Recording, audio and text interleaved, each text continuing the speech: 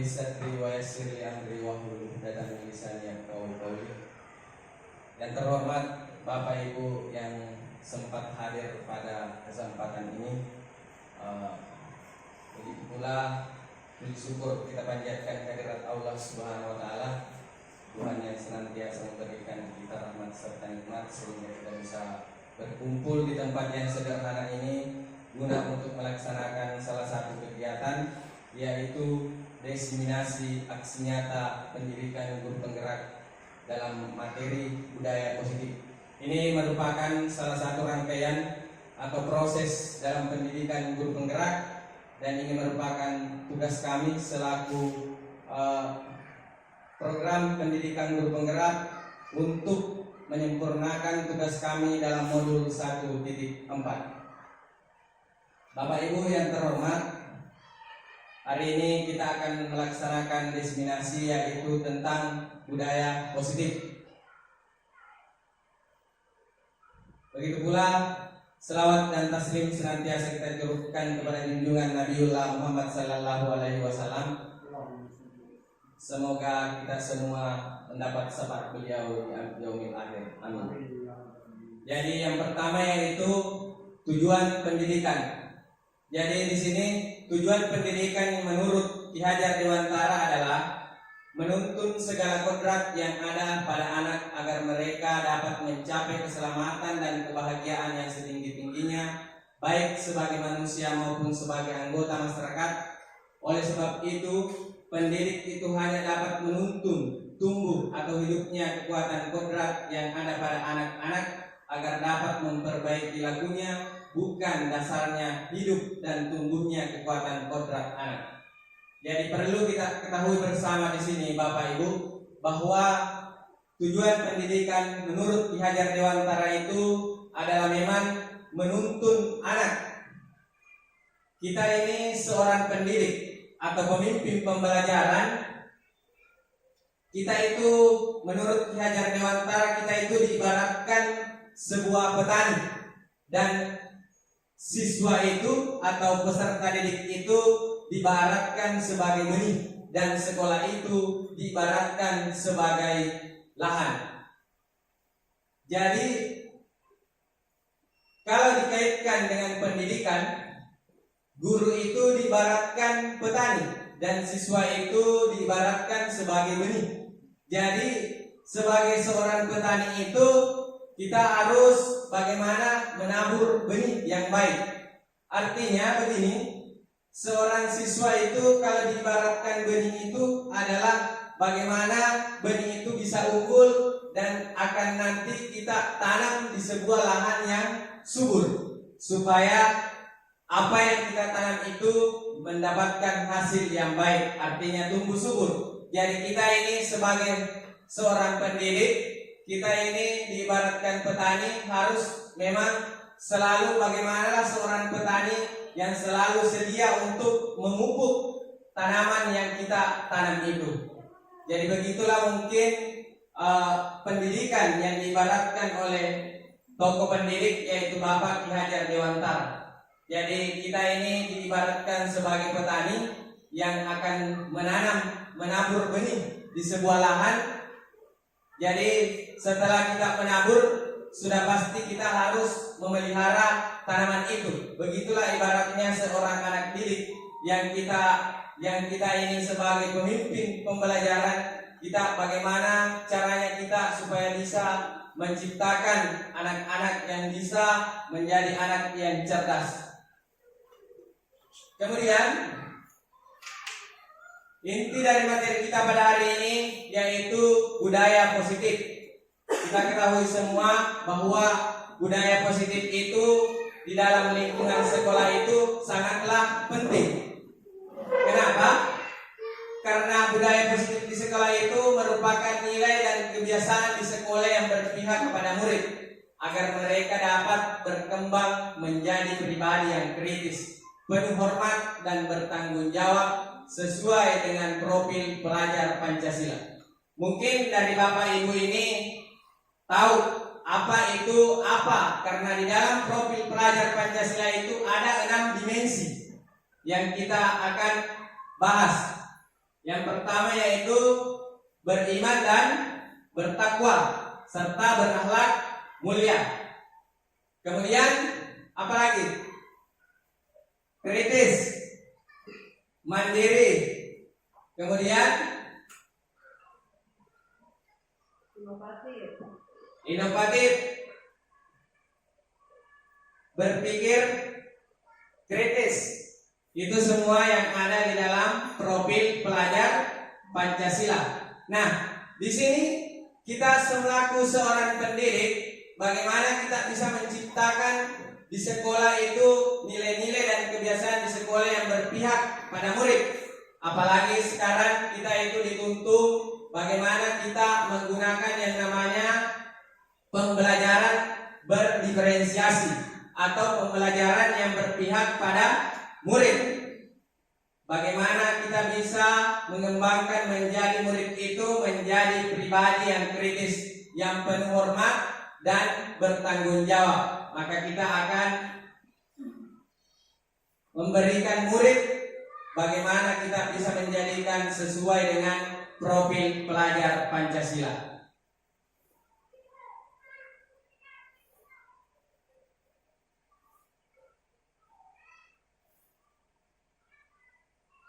Kemudian konsep utama yang kita bahas di dalam budaya positif ini, yang pertama yaitu perubahan paradigma baru, yang kedua yaitu disiplin positif, yang ketiga kebutuhan dasar manusia, yang keempat motivasi perilaku manusia, yang kelima posisi kontrol guru, dan yang keenam keyakinan kelas, dan yang ketujuh adalah segitiga restitusi.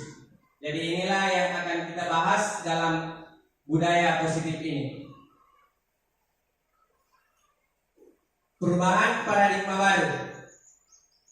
Di sini perubahan paradigma baru itu merupakan pembelajaran dengan paradigma baru merupakan pembelajaran yang dirancang berdasarkan prinsip pembelajaran berdiferensiasi sehingga para peserta didik belajar sesuai dengan kebutuhannya berdasarkan tahap perkembangan sesuai teori psikologi modern untuk mewujudkan profil pelajar Pancasila. Jadi Bapak Ibu, ini ada 6 dimensi tadi dari profil pelajar Pancasila. Yang pertama yaitu beriman, yang kedua berkebinekaan global, dan yang ketiga bergotong royong, yang keempat kreatif, yang kelima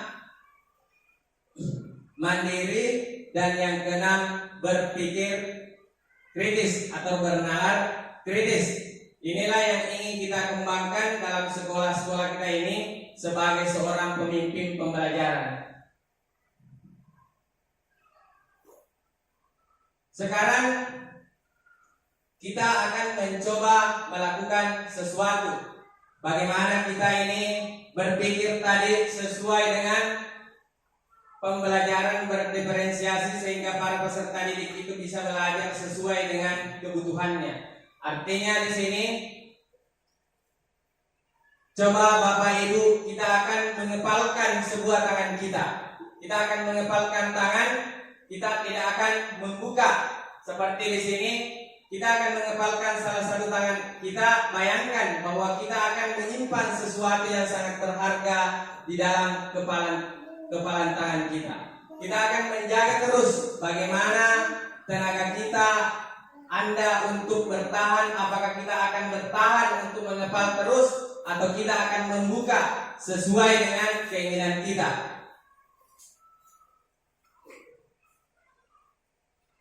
Ya. Jadi di sini tadi setelah kita melihat di sini, sebelum kita memasuki bahwa ini adalah paradigma, ini tadi teori kontrol, tapi ini miskonsepsi. Kenapa? Setelah kita ilusi guru itu mengontrol murid, seperti tadi kita membayangkan bahwa seketika kita ingin mengepal tangan kita, kemudian apakah kita ini setelah kita mengepal, setelah kita mendapat bujukan atau rayuan dari seseorang yang ingin bagaimana caranya supaya kita membuka ini kepalan tangan kita, apakah kita ingin membuka atau bagaimana? Yang menjadi pertanyaan di sini, yang pertama yaitu apakah kita kedua, apakah kita tidak mau membuka? Dan yang terakhir, apakah kita ini membukanya atau menutup nanti tangan kita ini terus? Yang ini mengatakan bahwa ini adalah sesuai teori ini adalah sebuah miskonsepsi. Karena ilusi guru itu mengontrol murid, bagaimanapun guru mengontrol ini murid, kalau kita jabarkan tadi dari apa teori yang tadi itu, bahwa sebenarnya itu murid, walaupun bagaimana seorang guru ingin mengontrol murid itu, kita pasti akan kembalikan bagaimana individunya itu, apakah dia mau mengikuti atau dia tidak mengikuti. Karena seperti tadi teori yang mengatakan bahwa apakah kita ini mau membuka setelah ada yang ingin membuka kepalan tangan kita, atau kita tidak mau membuka. Itu kalau dilihat ini berarti apakah kita ini mau membuka, artinya semuanya itu seorang guru itu kita cuma bisa berusaha, tetapi kita kembalikan juga kepada murid itu sendiri. Kemudian ilusi bahwa semua penguatan positif efektif dan bermanfaat. Ya, kita ini memberikan penguatan kepada siswa yang efektif dan bermanfaat, tetapi kita juga kembalikan karena kita ini merencanakan ingin sesuatu seperti itu, tetapi kita kembalikan juga kepada siswanya. Apakah setelah kita memberikan penguatan pelajaran yang positif itu, apakah dia mau terima atau tidak, itu tergantung juga individunya. Makanya dikatakan bahwa ilusi bahwa semua penguatan positif dan efektif dan bermanfaat. Kemudian ilusi bahwa kritik dan membuat orang merasa bersalah dapat menguatkan karakter.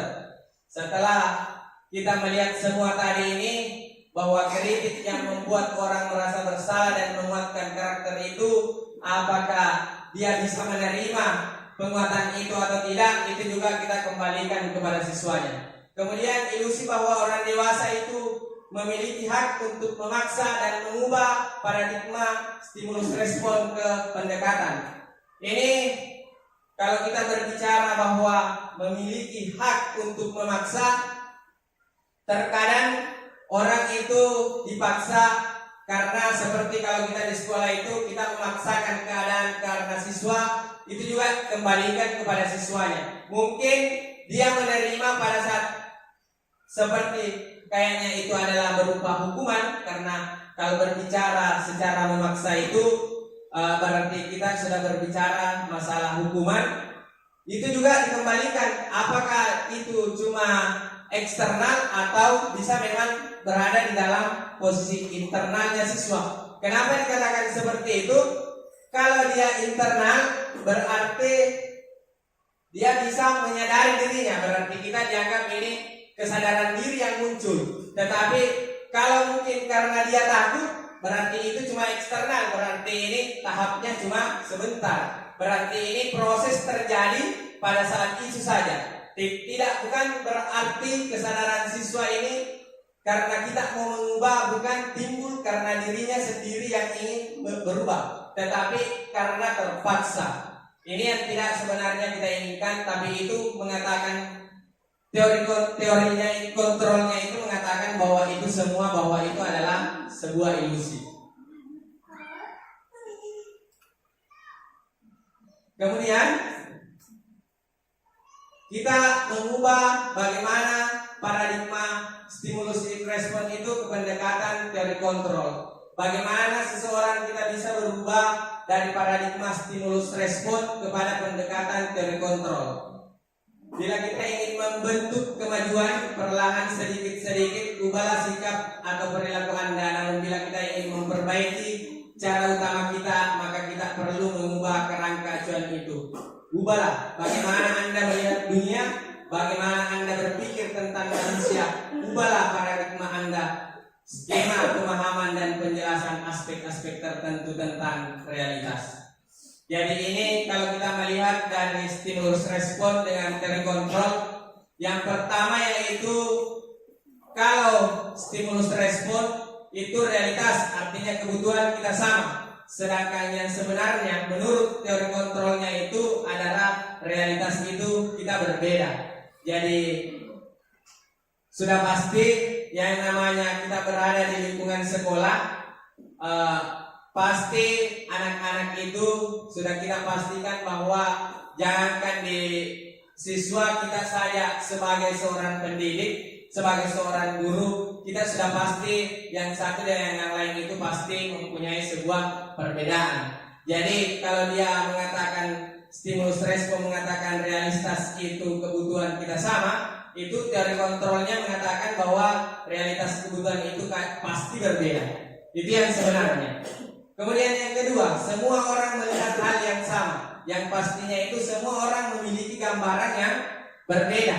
Karena kalau berarti pendirian orang sudah berbeda, ya, karakter anak itu pasti berbeda, berarti gambarannya itu sudah pasti berbeda. Mungkin kalau kita di dalam sebuah proses pembelajaran, mungkin ada anak-anak yang sukanya matematika, ada juga yang sukanya bahasa Indonesia.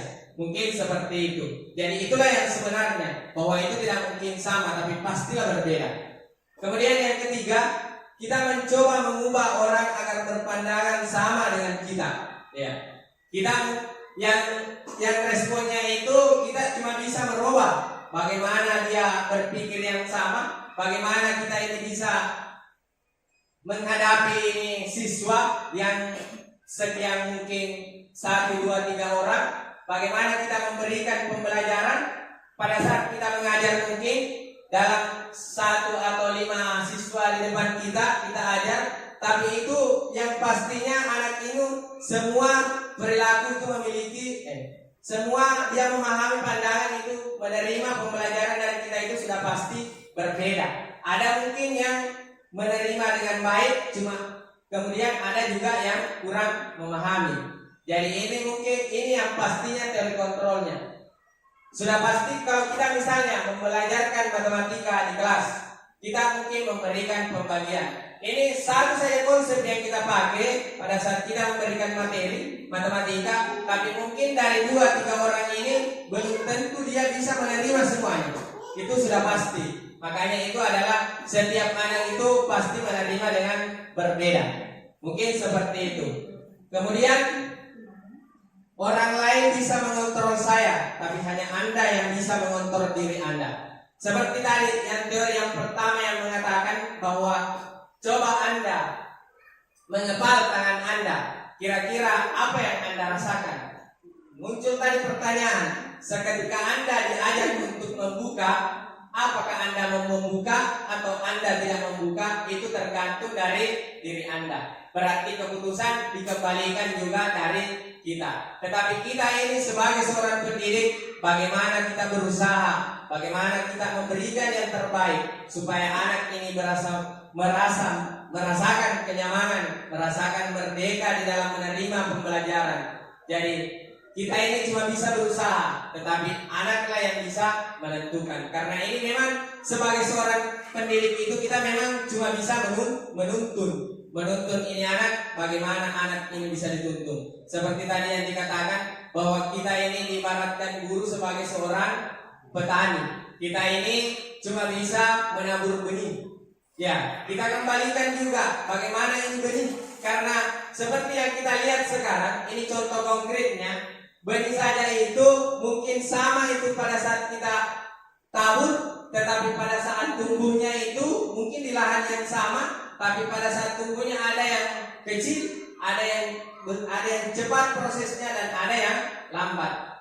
Dan itulah juga nanti yang akan dia pilih. Dan itulah yang nanti yang menjadi yang berprestasi, dan itulah juga yang tidak. Karena dia kita mengatakan bahwa kembalikan kepada individunya. Tapi kita harus selalu berusaha menuntun bagaimana dia bisa menjadi orang yang terbaik. Kemudian pemaksaan Anda pada saat ujian gagal. Kemudian kolaborasi dari konsensus menciptakan pilihan-pilihan baru. Bagaimana pemaksaan itu pada saat ujian gagal? Ya.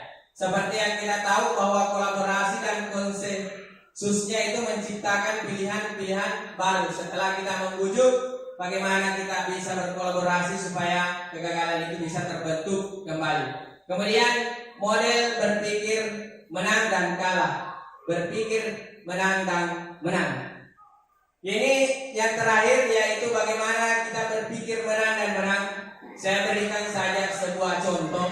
Pada saat mungkin anak-anak melakukan, jelas-jelasnya itu anak-anak kita lihat dalam kehidupan sehari-hari, anak-anak itu sudah jelas-jelasnya sudah berbuat salah. Tapi seperti yang dikatakan terkontrol di sini, bahwa kalau kita memanggil itu anak, baru kita memberikan sedikit gambaran atau kita menanya-nanya itu anak, sudah pasti anak itu bagaimana caranya dia pasti membela dirinya. Kalau ditanya mungkin sudah jelas-jelas dia yang ambil, tapi karena entah dia takut atau bagaimana kita tanya kau yang ambil, mungkin belum tentu dia pasti, mungkin artinya mungkin dia mengaku, tapi pasti dia berproses dulu. Mungkin dia tunjuk dulu temannya atau bagaimana. Disinilah juga istilahnya bagaimana anak-anak itu berpikir untuk membela dirinya. Artinya dia bagaimana caranya dia menang juga, walaupun dia yang sebenarnya salah. Bagaimana Bapak Ibu? Atau ada mungkin yang masukan-masukan dari stimulus respon ini atau terkontrol sesuai dengan yang dialami Bapak Ibu selama ini di lingkungan sekolah. Tunjuk dulu temannya atau bagaimana. Disinilah juga istilahnya bagaimana anak-anak itu berpikir untuk membela dirinya. Artinya dia bagaimana caranya dia menang juga, walaupun dia yang sebenarnya salah. Bagaimana Bapak Ibu? Atau ada mungkin yang masukan-masukan dari stimulus respon ini atau terkontrol sesuai dengan yang dialami Bapak Ibu selama ini di lingkungan sekolah.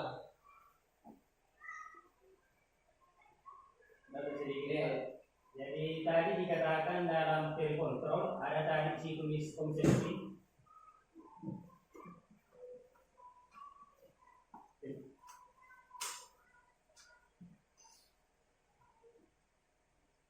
Terima kasih.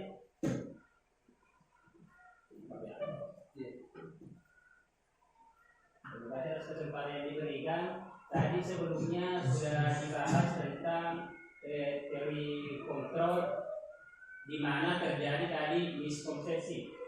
Jadi kita sebagai guru dalam teori kontrol, tentu saja kita itu selalu berilusi bahwa ketika kita memberikan penguatan positif untuk kebaikan anak supaya dia bisa mengubah dirinya, tentu saja kita selalu berharap supaya apakah tingkah laku atau perbuatan di dalam kelas yang tidak sesuai dengan keinginan kita, ataukah ada tingkah laku yang mengganggu dalam proses pembelajaran, pasti di situ kita akan selalu memberikan penguatan positif. Intinya, setiap kita memberikan penguatan positif, pasti kita berharap anak itu mau berubah. Nah, ini yang selalu saya rasakan juga. Mungkin teman-teman juga pasti juga merasa begitu. Karena apalah kita tidak mengajar, ketika tidak mengajar, kemudian anak-anak tidak memperhatikan, pasti kita ingin bagaimana anak itu merasa kita mengontrol dia supaya bisa memperhatikan kita untuk dalam mempelajari sesuatu yang telah kita berikan. Dan mungkin sedikit masukan Pak. Terima kasih atas kesempatan ini. Ya, terima kasih. Jadi apa yang dikatakan tadi oleh Pak Makskur benar sekali. Seperti itu tadi, bahwa kita memang ini cuma bisa menuntun siswa. Kita sebenarnya ini menginginkan sebenarnya kepada siswa, karena saya rasa itu sudah pasti bahwa semua guru, semua pendidik itu ingin melihat siswanya bagaimana siswanya itu yang terbaik. Karena tolak ukur sebuah guru adalah keberhasilan seorang siswa. Mungkin seperti itu. Tapi kita kembalikan seperti inilah tadi teori yang dia katakan, bahwa inilah memang peran kita sebagai seorang guru.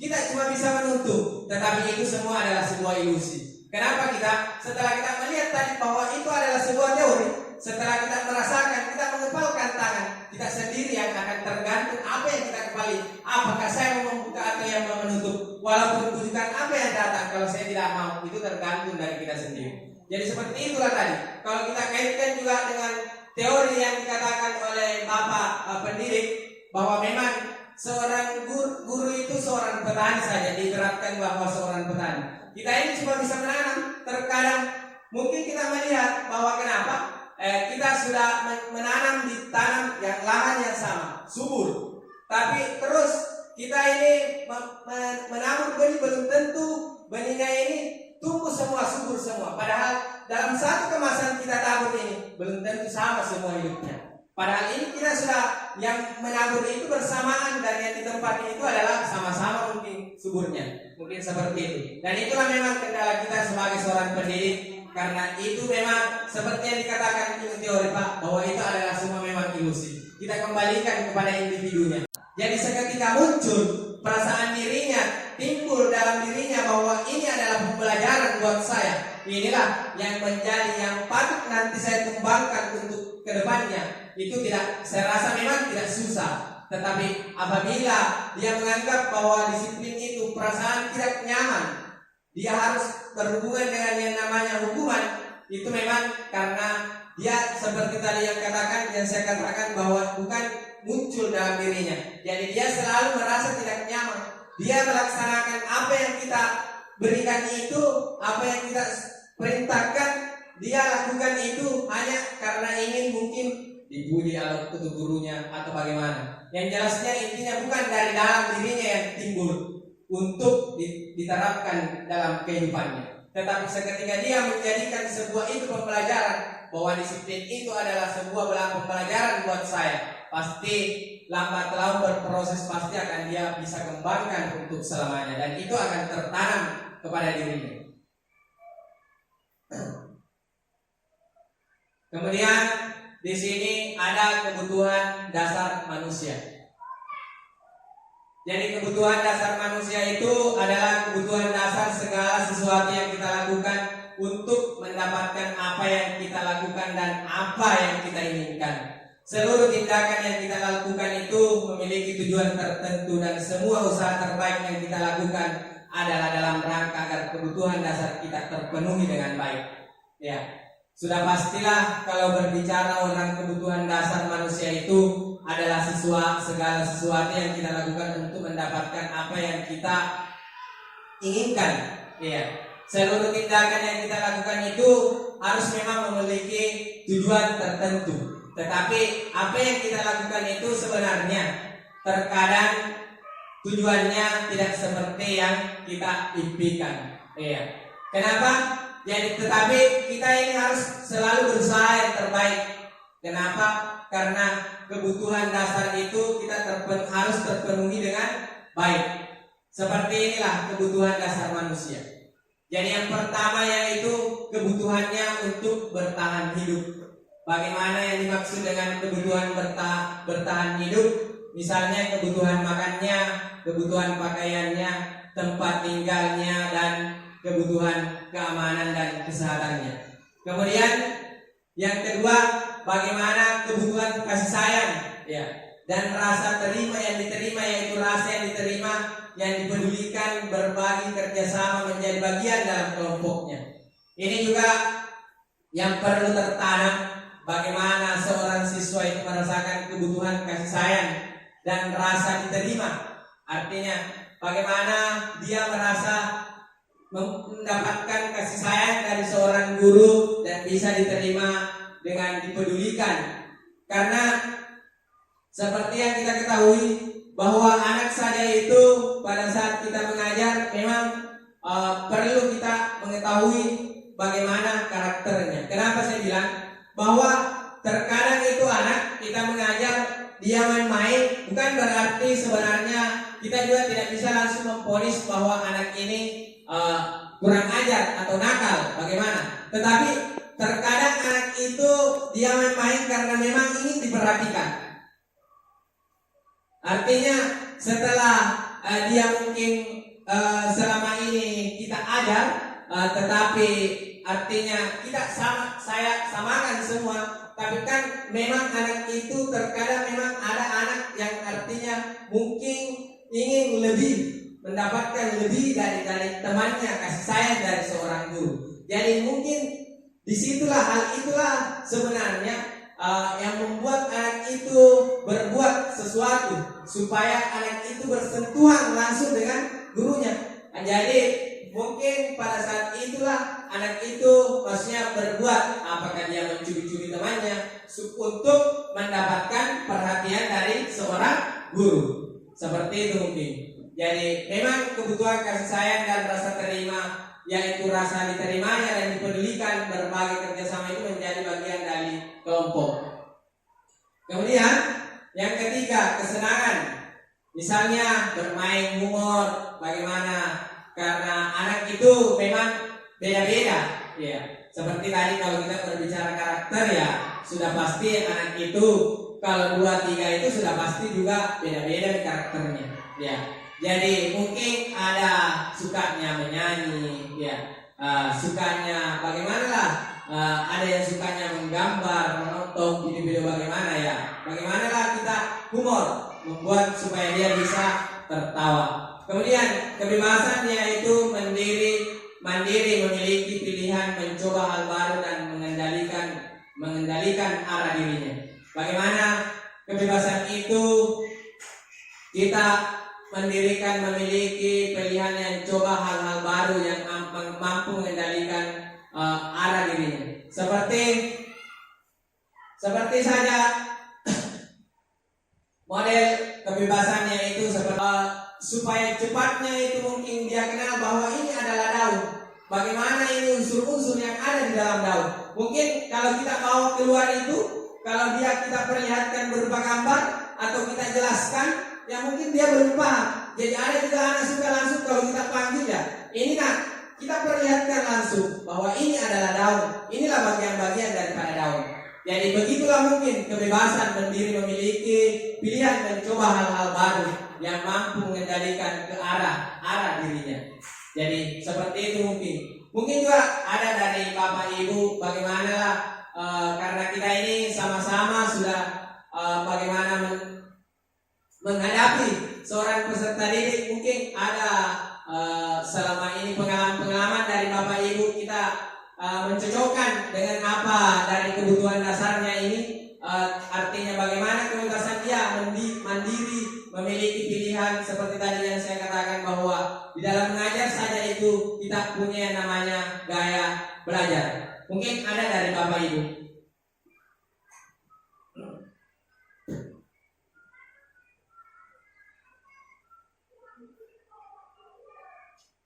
Kemudian kita lanjut bagaimana penguasaan atau power yaitu tentang harga diri, keinginan untuk dianggap pemimpin, berprestasi dan diakui.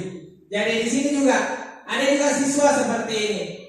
Dia sukanya selalu dianggap dia pemimpin, dia dianggap selalu berkeinginan bahwa dia betul-betul dianggap orang hebat.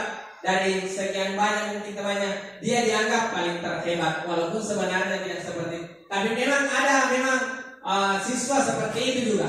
Artinya selalu dianggap selalu mau terdepan, walaupun sebenarnya apa yang dia miliki belum tentu dia terdepan. Tapi ada memang, karena terkadang juga kita melihat itu siswa, oh ternyata ini siswa saya selalu memang mau dianggap biasa, motivasi dan perilaku manusia. Di sini motivasi dan perilaku manusia itu yang pertama untuk menghindari ketidaknyamanan atau hukuman. Yang kedua untuk mendapatkan imbalan atau penghargaan dari orang lain. Ya, ini tadi kalau berbicara motivasi itu perilaku manusia itu ada dua, ada di dalam, ada dari luar. Iya. Kalau berbicara ekstrinsik itu tadi menghindari ketidaknyamanan atau hukuman. Iya. Ini sebenarnya tidak bisa sebenarnya dikembangkan. Kenapa? Tapi inilah yang sering memang terjadi. Artinya terkadang itu kita melakukan sesuatu, ya, karena cuma kita ingin seperti siswa lah. Terkadang memang dia mungkin melaksanakan sesuatu, tapi memang hanya untuk karena ketidaknyamanan. Seperti kenapa ketidaknyamanan? Apabila tidak dipenuhi, berarti dia mendapat hukuman dari seorang guru, ya.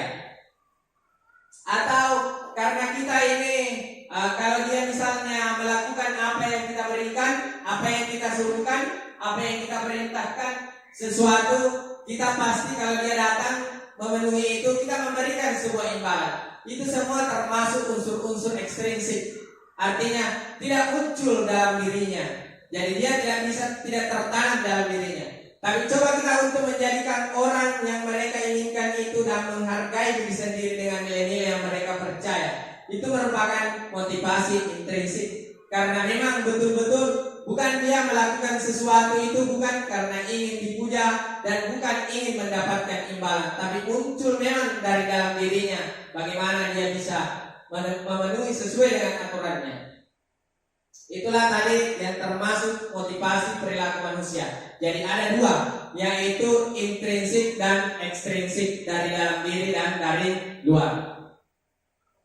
Kemudian ada di sini tiga yang kita bahas juga, yaitu masalah hukuman, konsekuensi dan restitusi. Saya saja Bapak Ibu jujur, yang biasa saya dengar itu adalah hukuman dan konsekuensi. Kalau berbicara restitusi, tapi bagi saya saja pribadi Pak, kalau restitusi itu nanti setelah saya mengikuti program Guru Bergerak ini, baru saya mendengar yang namanya restitusi. Kita lihat dulu apa itu hukuman. Hukuman itu bersifat tidak terencana atau tiba-tiba anak atau murid tidak tahu apa yang akan terjadi dan tidak dilibatkan. Kemudian hukuman itu bersifat satu arah dari pihak guru yang memberikan, dan murid hanya menerima suatu hukuman tanpa melalui suatu kesepakatan atau pengarahan dari pihak guru, baik sebelum atau sesudahnya. Dan hukuman yang diberikan itu bisa berupa fisik maupun psikis. Murid atau anak disakiti oleh suatu perbuatan atau kata-kata. Ya, ini namanya hukuman. Kemudian kalau dia berupa konsekuensi, konsekuensi itu sudah terencana atau sudah disepakati, sudah dibahas dan disetujui oleh murid. Dan umumnya itu berbentuk konsekuensinya dibuat oleh tidak guru atau di sekolah, dan murid sudah mengetahui sebelumnya apa konsekuensinya kalau misalnya melakukan sesuatu yang akan diterima bila ada pelanggaran. Pada konsekuensi murid tetap dibuat tidak nyaman untuk jangka waktu pendek. Kemudian yang ketiga, restitusi. Restitusi itu adalah proses menciptakan bagaimana kondisi bagi murid untuk memperbaiki kesalahan mereka, sehingga mereka bisa kembali pada kelompok mereka dengan karakter yang lebih kuat. Restitusi ini juga merupakan proses kolaboratif, mengajarkan murid untuk mencari solusi untuk masalah mereka dan membantu murid berpikir tentang orang seperti apa yang mereka inginkan dan bagaimana mereka harus memperlakukan orang lain. Ya. Kita kembali tadi kepada hukuman. Ya. Jadi di sini ada sebuah contoh ini. Murid diminta bertelanjang kaki sepanjang hari. Ya. Nah, buka mana nih sepatunya? Bertelanjang kaki sepanjang hari karena tidak menggunakan sepatu warna hitam sesuai peraturan sekolah. Ya. Ini kita tadi sudah melihat apa itu restitusi, apa itu konsekuensi, dan apa itu hukuman. Ya. Kita berbicara tadi hukuman, bahwa hukuman itu sifatnya satu arah dan bisa berupa fisik. Ya. Kalau hukuman itu sifatnya yang membuat itu artinya bersifat terencana, tetapi dia tidak diketahui oleh siswa secara tiba-tiba. Ya. Mungkin kamu pakai sepatu hitam, tapi kalau dilihat ini, apakah ini sebenarnya berupa hukuman atau sanksi? Karena dilihat ini murid diminta bertelanjang kaki, tapi dia ini kan melanggar. Artinya kenapa? Apakah ini secara tiba-tiba atau tidak? Bagaimana kira-kira Bapak Ibu? Ini kan dia menggunakan sepatu warna hitam tidak sesuai artinya dengan peraturan sekolah. Yang dia pakai itu apakah coklat atau merah? Yang jelas tidak berwarna hitam. Sedangkan aturannya di situ berarti warna hitam. Siswa itu harus menggunakan sepatu warna hitam. Ya, tapi dia tidak menggunakan sepatu warna hitam, maka apakah dia kena hukuman atau berupa sanksi? Karena kalau dilihat ini, kalau saya bertanya, apakah ini merupakan hukuman fisik atau bukan? Ya, bisa berupa hukuman fisik. Berbicara tadi kalau hukum berarti dia masuk di fisik. Berarti kalau kita lihat ini adalah sebuah hukuman. Karena meminta siswa itu bertelanjang kaki sepanjang hari. Iya, ini sudah masuk fisik. Berarti dia menghukum siswanya. Iya. Kemudian ada juga membersihkan tumpahan air di meja, tulis karena tersenggol pada saat belajar. Ini kalau dilihat ini ada sama sekali tidak ada unsur kesengajaan. Iya kan? Bagaimana Bapak Ibu? Iya. Berarti ini cuma sanksi. Karena ini sudah dilihat, ini tidak ada unsur kesengajaan, iya kan? Tidak ada di dalamnya karena dia tidak sengaja. Cuma dia diberikan sanksi. Jadi ini contoh-contoh yang berupa sanksi dan hukuman. Kemudian ada lagi satu, kehilangan 10 menit jam istirahat untuk mengerjakan tugas karena terlambat datang dan tertinggal pelajaran selama 10 menit. Apakah ini sanksi atau hukuman? Sanksi. Jadi ini adalah sanksi. Jadi itulah tadi dari sanksi dan hukuman, ya. Kemudian ini semua contoh-contoh terlambat hadir, ya. Sekarang kita masuk di posisi kontrol seorang guru. Jadi di sini seorang guru itu harus mempunyai posisi kontrol, mengetahui 5 posisi kontrol sebagai seorang guru, ya. Jadi ada 5. Yang pertama itu ada istilah penghukum. Yang kedua, pembuat merasa bersalah. Yang ketiga, bagaimana kita menganggap siswa itu sebagai teman. Dan yang keempat, pemantau. Dan yang kelima, bagaimana kita menganggap sebagai seorang manajer. Jadi ada 5. Jadi penghukum itu, seorang penghukum itu bisa menggunakan hukuman fisik maupun verbal.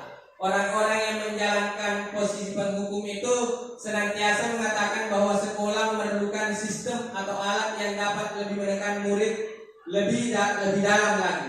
Jadi guru-guru itu yang menerapkan posisi penghukum akan berkata, patuhi aturan saya atau awas. Kamu selalu saja salah, selalu, pasti, selalu, dan terakhir selesai.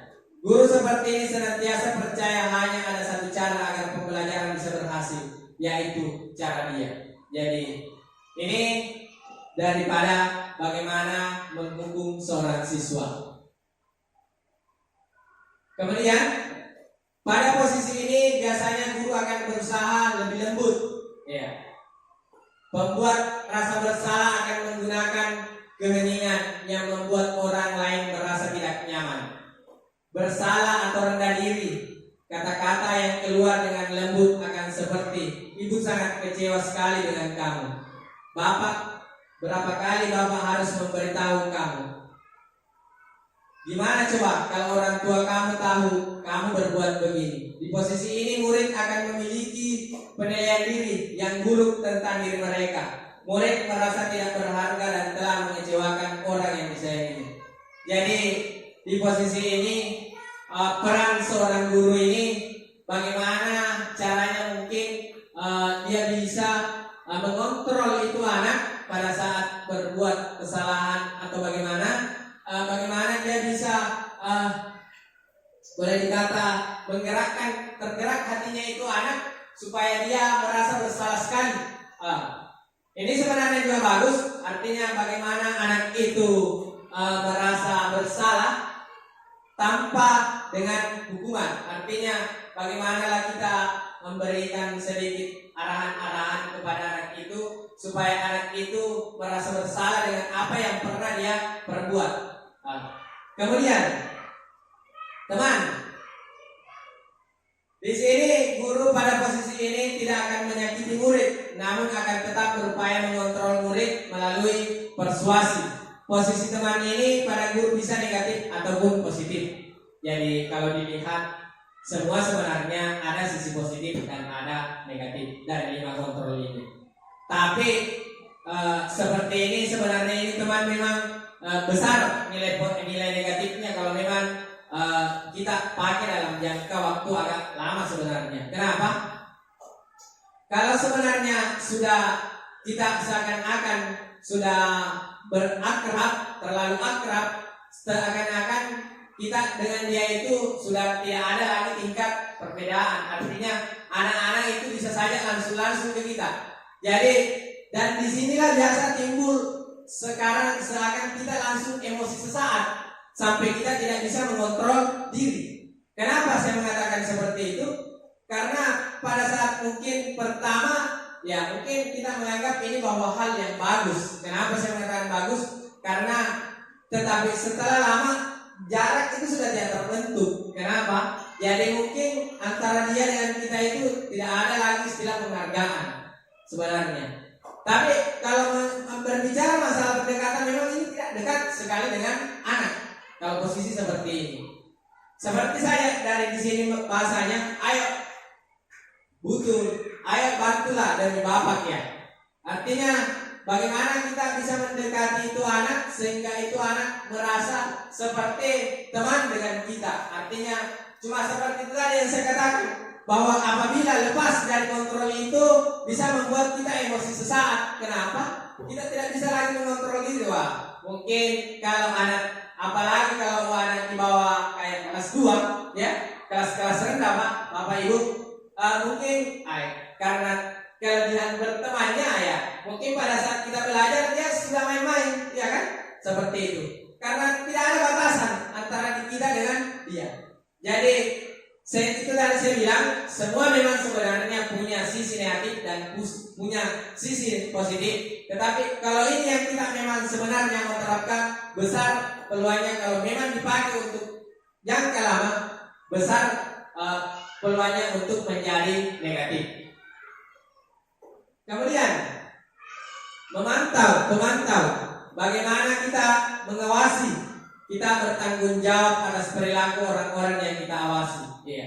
Posisi memantau ini berdasarkan pada peraturan-peraturan dan konsekuensi. Dengan menggunakan sanksi atau konsekuensi, kita dapat memisahkan hubungan pribadi kita dengan murid. Sebagai seseorang yang menjalankan posisi pemantau, pertanyaan yang diajukan seorang pemantau itu, apa yang telah kamu lakukan? Ya. Sanksi atau konsekuensinya apa sebenarnya? Jadi seorang pemantau itu memang sangat mengandalkan perhitungan, catatan. Artinya dia harus cekap dalam mencatat kesalahan-kesalahan apa sih sebenarnya yang dia lakukan. Iya. Karena memang dia memantau itu harus digunakan sebagai bukti atas perilakunya seseorang. Iya. Ada buktinya sebenarnya yang dilakukan itu, sehingga itu dikatakan catatan-catatannya itu. Artinya kita ini mengontrol posisi kita ini sebagai seorang guru, mengontrol harus selalu memantau anak itu. Dan posisi pemantau sendiri itu berawal dari teori stimulus respons yang menunjukkan bahwa tanggung jawab guru itu adalah mengontrol. Ya, kita memang ini sebenarnya harus tidak lepas dari yang namanya kontrol. Mengontrol, selalu mengontrol siswa. Ya. Dan yang terakhir adalah bagaimana kita sebagai seorang manajer. Ya. Posisi di mana guru berbuat sesuatu bersama dengan murid, mempersilahkan murid mempertanggungjawabkan perilakunya, mendukung murid agar dapat menemukan solusi atau permasalahannya sendiri. Seorang manajer itu telah memiliki keterampilan di posisi teman maupun pemantau.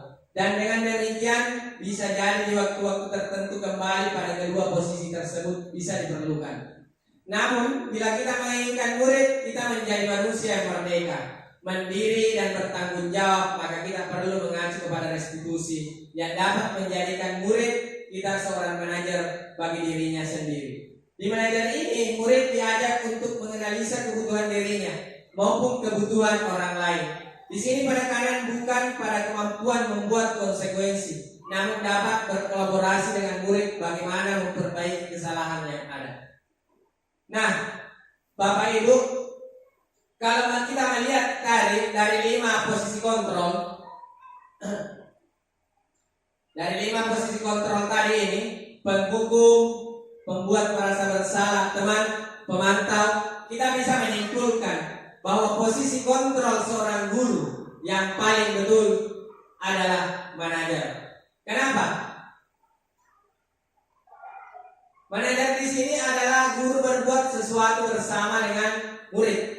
Bagaimana dia mempersilahkan murid mempertanggungjawabkan perilakunya.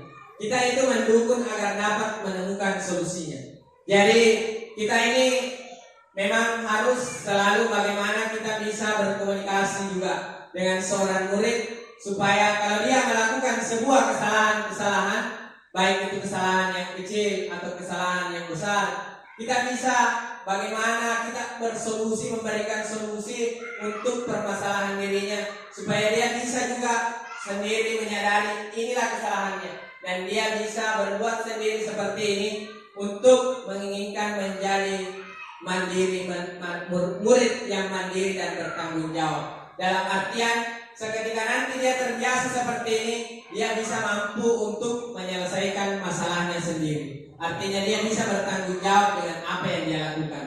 Disinilah kita sebagai seorang manajer memposisikan diri, selalu berbuat bersama dengan murid, memberikan tanggung jawab perilaku yang bisa mendukung murid agar dapat menemukan solusinya dan permasalahannya sendiri. Karena kenapa posisi kontrol ini yang paling tepat? Seperti tadi kalau yang pertama itu penghukum, sekarang memang kayaknya sudah tidak dipakai lagi.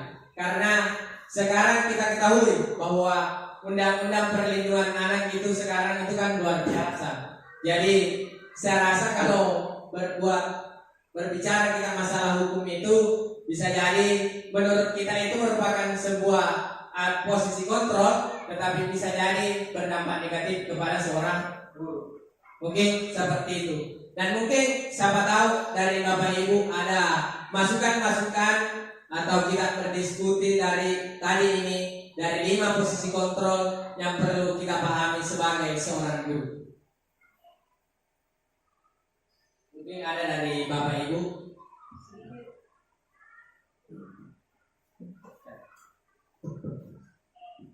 Ya, berdasarkan rincian tadi, kami di sini sudah sadar ternyata selama ini yang kita lakukan itu ternyata salah. Jadi yang sebaiknya kita lakukan berdasarkan tadi ini posisi kontrol. Kemudian manajer di sini membuat anak mencari tahu secara mandiri bagaimana mereka menyelesaikan masalah yang telah dibuat. Jadi selama ini kan kita menganggap dengan membuat anak merasa bersalah atas perilaku mereka, menjadikan anak ini tidak akan mengulanginya. Nah, ternyata kita selama ini salah, ternyata membuat merasa bersalah kepada anak-anak itu membuatnya merasa rendah hati lagi. Kemudian posisi kontrol yang selama ini saya gunakan yaitu sebagai teman, dan ternyata posisi secara teman ini tidak bisa berlangsung agak lama, karena seketika anak-anak sudah merasa nyaman dengan gurunya, menganggap gurunya adalah teman, maka dia tidak peduli lagi hukuman mungkin dia menganggap hukuman yang dia tidak akan kena hukuman jika melakukan kesalahan, karena dia dan gurunya adalah teman, posisinya adalah teman. Begitu mungkin. Jadi kita ya, terima kasih atas kesempatannya. Sehubungan dengan apa yang dikatakan dengan Ibu Andi tadi, saya juga bisa mengambil suatu kesimpulan dari apa yang Bapak paparkan tadi ya, bahwa kita itu seorang guru harus memiliki posisi kontrol. Ya, jadi kalau menurut saya posisi kontrol itu mungkin kita sesuaikan saja dengan situasi atau kondisi. Bagaimana posisi kita itu sebagai penghukum, karena ada kalanya saya lihat anak-anak, ya, ada kalanya saya lihat anak-anak itu perlu sedikit dikasih hukuman agar dia bisa kembali mengikuti apa yang kita arahkan. Mungkin hukumannya ya kita sesuaikan saja ya, jangan sampai mereka merasa diadili, dihukum mungkin dengan secara ya bagaimana agar dia tidak merasa teradili, terus membuat dia merasa. Saya kira kita memang juga perlu sebagai seorang guru, kita perlu membuat mereka merasa besar ya. Ya, saya kira juga kita perlu membuat mereka bersalah agar mereka bisa menyadari kesalahan yang mereka perbuat, sehingga mereka tidak melakukan kesalahan yang berulang.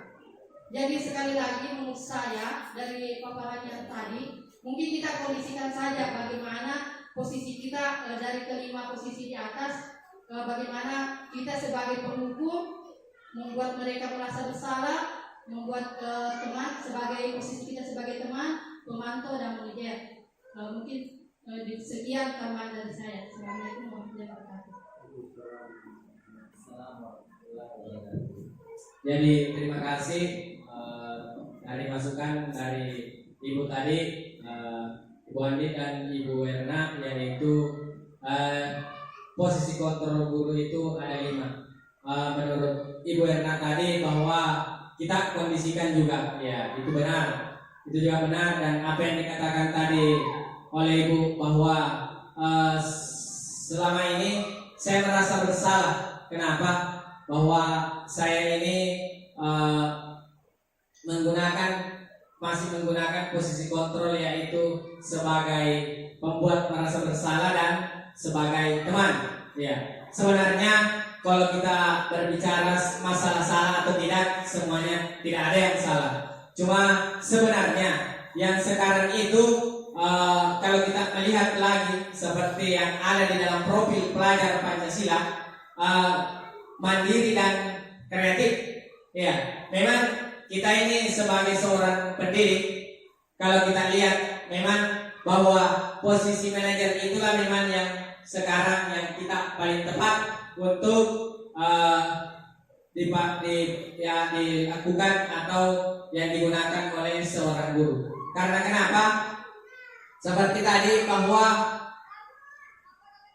ya bagaimana dia bisa menemukan jati dirinya, artinya bagaimana dia menemukan dan bisa memperbaiki apa yang dia lakukan. Karena inilah memang kita sekarang yang kita inginkan, yang kita bahas dalam kurikulum Merdeka itu, memang kita maksudnya memang menginginkan bahwa bagaimana itu siswa mandiri dan bagaimana itu siswa berkarakter.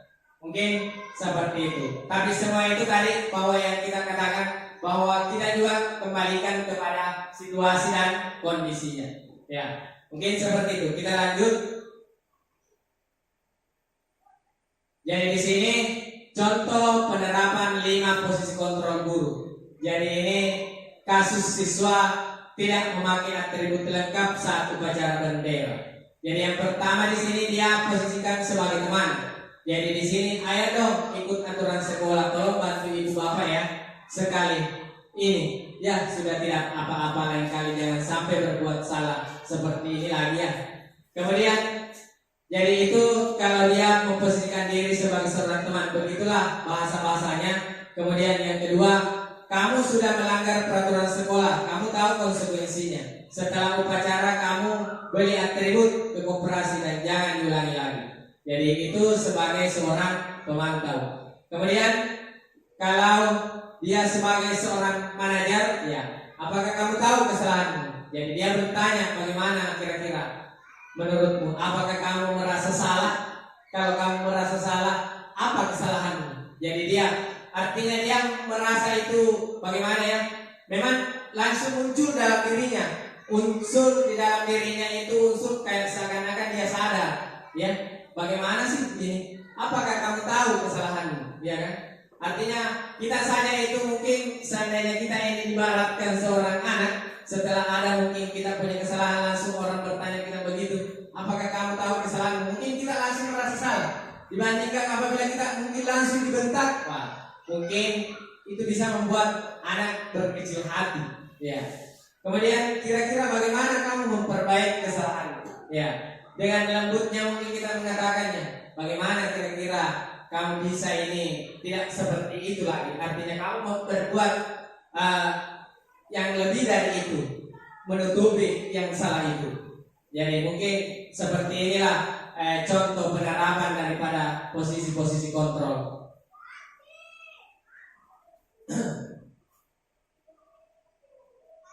Ya, ini semua posisi kontrol apa dan aku. Kamu tidak pernah mendapat nilai jika tidak mengerjakan tugas.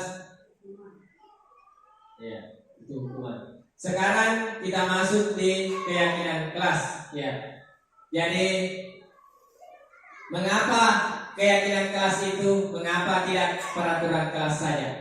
Jadi sekarang Bapak Ibu ada lagi istilah keyakinan kelas. Seperti yang dikatakan di sini, mengapa bukan aturan kelas saja? Ya. Kita bisa juga sebelum kita membahas ini, kita juga bisa mengambil sebuah bahwa kalau aturan itu, ya itu sudah ditentukan. Kalau berbicara masalah keyakinan itu kan sama dengan kesepakatan di dalam kelas. Artinya siswa juga tahu, ya seperti itu. Jadi di sini menekankan pada keyakinan seseorang akan lebih memotivasi. Seseorang dari dalam seseorang akan lebih tergerak dan bersemangat untuk menjalankan keyakinannya daripada hanya sekedar mengikuti serangkaian peraturan tertulis tanpa makna. Murid-murid pun demikian. Mereka perlu mendengarkan dan memahami arti sesungguhnya tentang peraturan-peraturan yang diberikan. Apa nilai-nilai pendidikan dari peraturan tersebut? Apa tujuan utamanya? Dan menjadi tidak tertarik atau takut sehingga hanya sekedar mengikuti rangkaian peraturan yang mengatur mereka tanpa memahami tujuan mulianya. Jadi itu tadi ini petunjuk keyakinan kelas. Jadi dia itu bersifat abstrak, ya. Dia itu berupa pernyataan universal dibuat, ya. Artinya pernyataan positifnya ini sedikit saja agar mudah dan diingat sesuai dengan kondisi kelas. Jadi ini kelebihannya karena kita yang susun. Artinya kita dalam melakukan ini atau dalam menjalankan ini kita kayaknya tidak kaku. Kenapa? Karena kita memang yang membuat. Misalnya kita yang membuat bahwa datang tepat jam 7.30. Kita memang yang membuat. Pada saat di dalam kelas kita tidak ribut. Ya. Kita yang semua warga sekolah atau warga kelas dilibatkan saat membuat keyakinan ini. Jadi seperti itu tadi. Jadi mudah dipahami. Karena kenapa kita mudah dipahami? Karena kita yang buat. Ya. Karena terkadang juga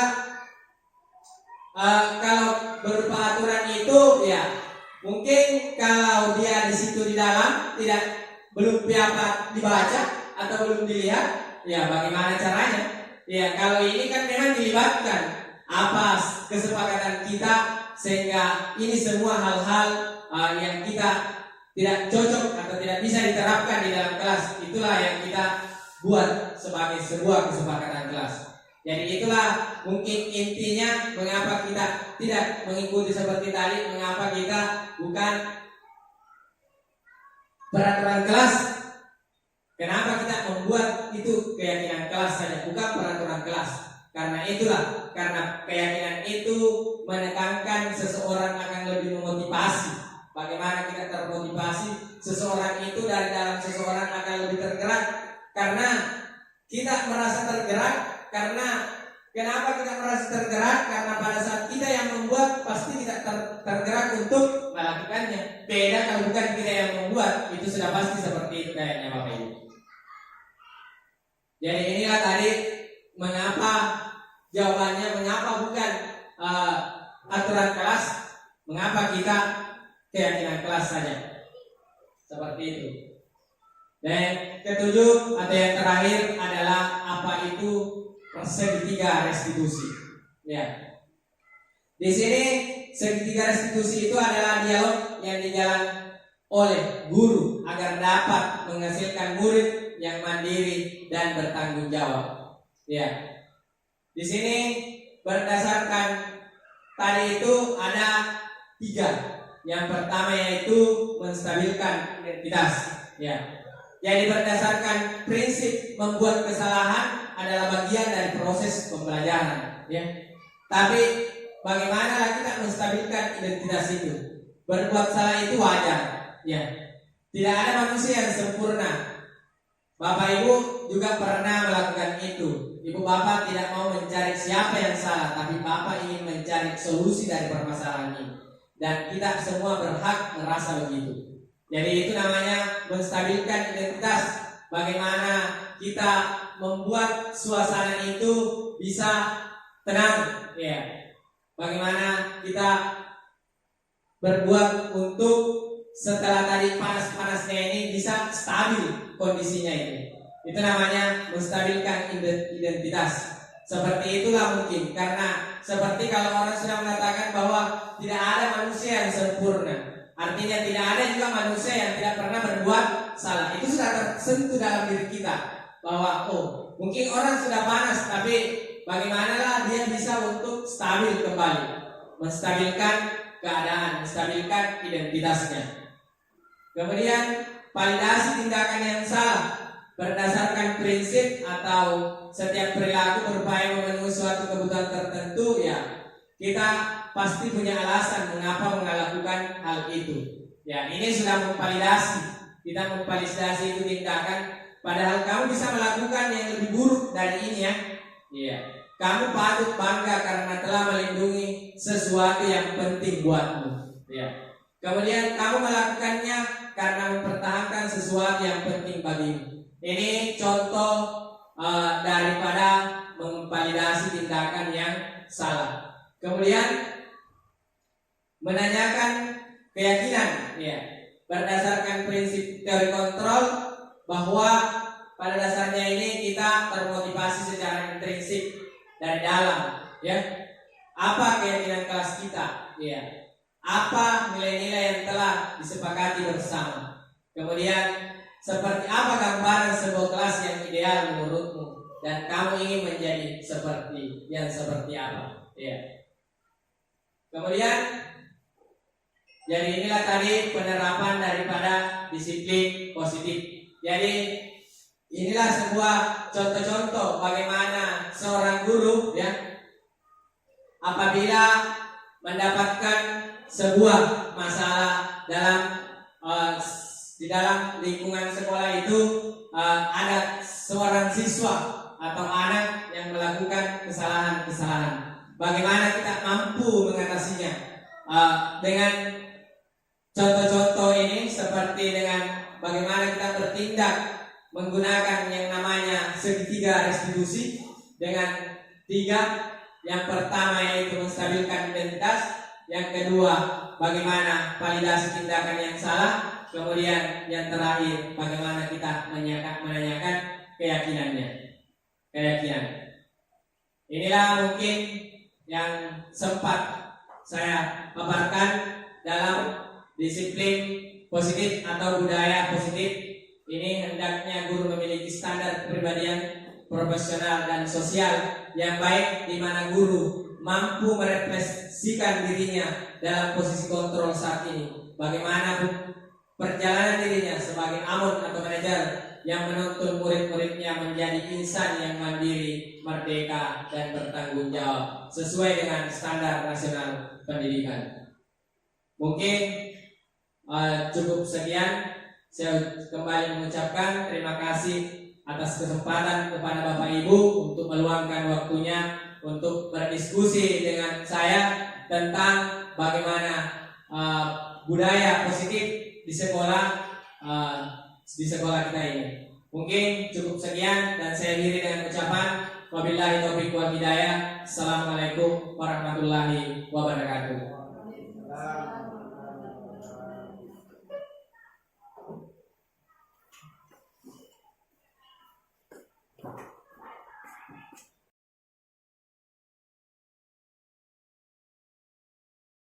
Bismillahirrahmanirrahim. Assalamualaikum warahmatullahi wabarakatuh.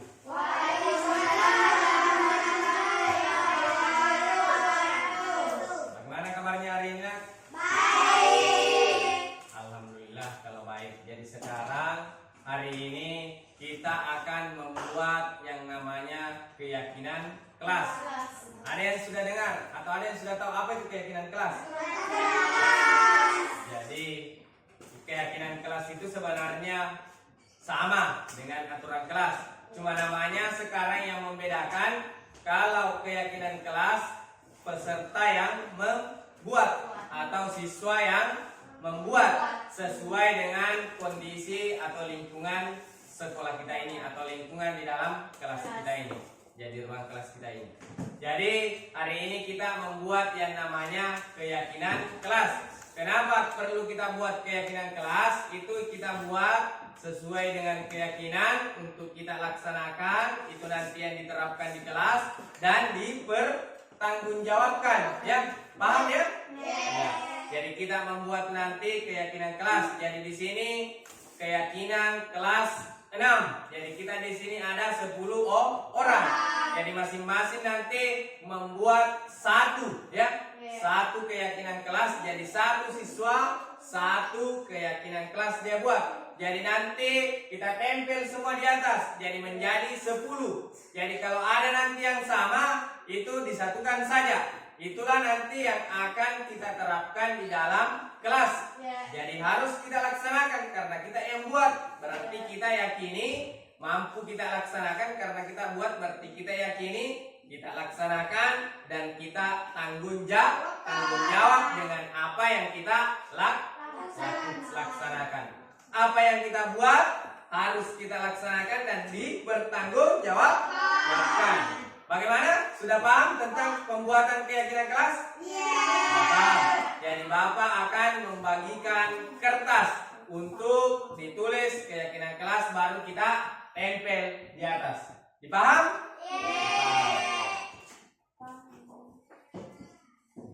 Sekarang tempel ya nanti ya. Buat.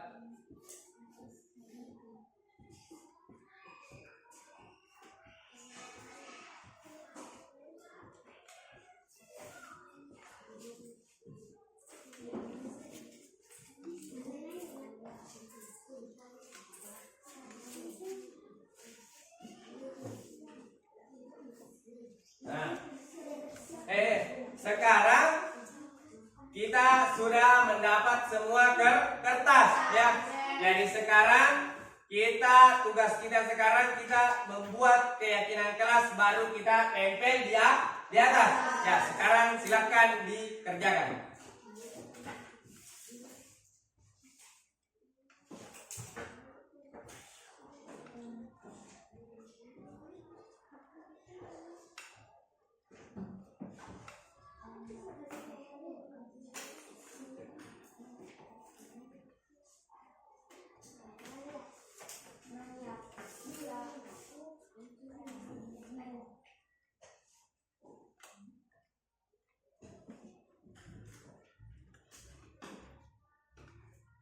Jadi keyakinan kelas naiknya itu tidak usah panjang ya kata-katanya.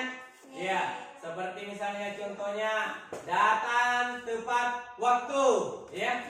Iya. Menjaga kebersihan kelas. Iya, itu seperti itu ya. Ya, silakan ditulis. Bagaimana, sudah? Ya. Kalau sudah, ya.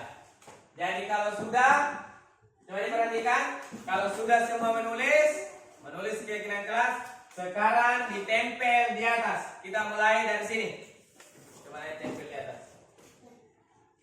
Baik di sini di tengah. Ya. Ya. Kemudian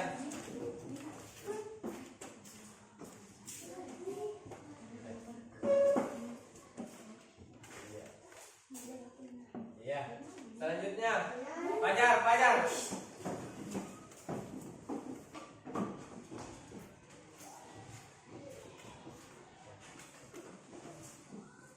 Iya, Ilham.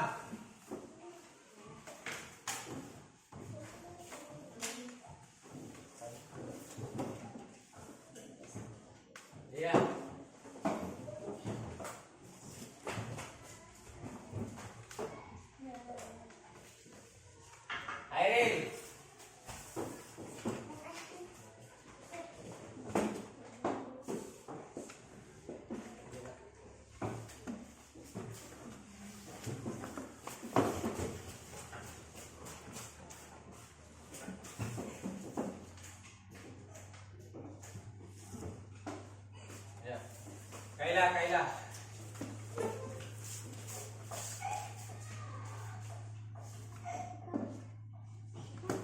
Selanjutnya.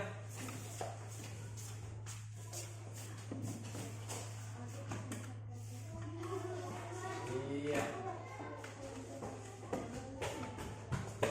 Kelar, ya.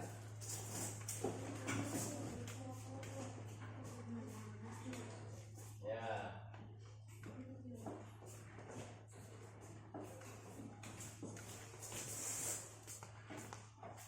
Jadi coba diperhatikan. Jadi inilah semua keyakinan kelas yang telah kita buat. Jadi ada 10 ya. Coba kita lihat. Jadi kalau seperti tadi saya bilang, kalau ada yang sama, kita satu saja kita ambil ya. Dipaham? Dan di sini hormati guru dan teman. Datang tepat waktu. Menjaga kebersihan kelas.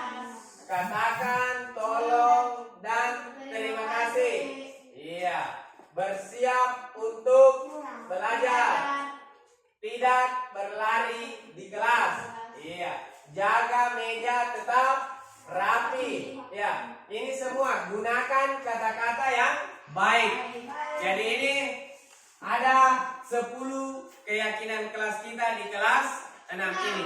Nah, sekarang ya, anak-anakku sekalian semua sudah membuat keyakinan kelas. Sudah yakin dengan apa yang kalian buat.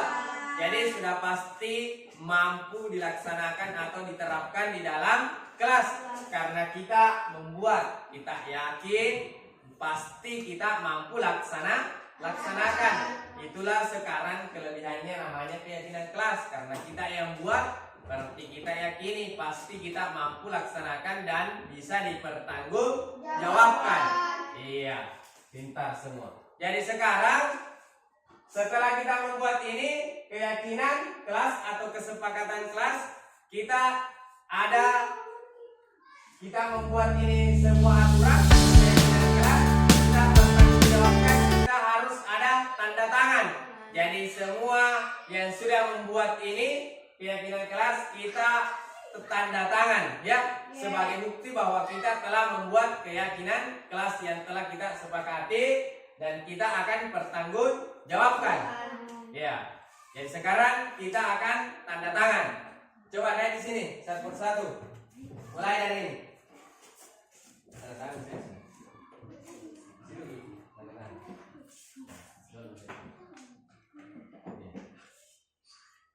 Kita lagi.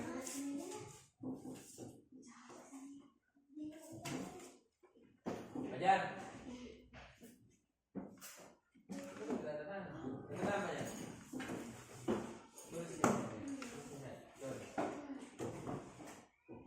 Ya, selanjutnya Ilham.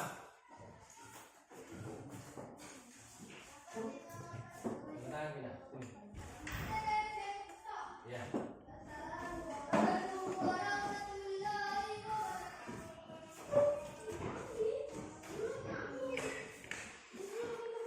Ya. Aril.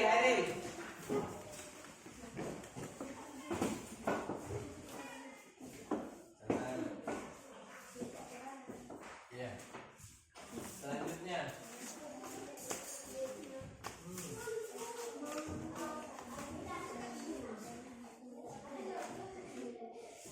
Kaila.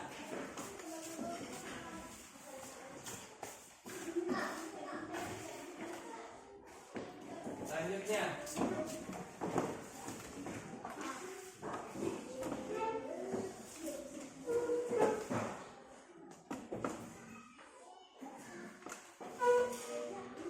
Ya.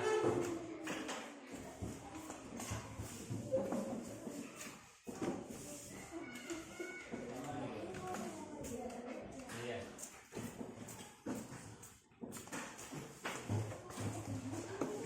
Jadi coba diperhatikan dulu. Jadi ini tadi kita sudah membuat keyakinan kelas ya.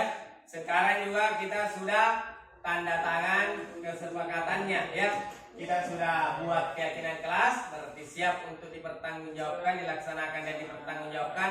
Kita juga sudah tanda tangan, ya. Jadi saya kira untuk pembuatan keyakinan kelas sampai di sini sudah selesai, ya.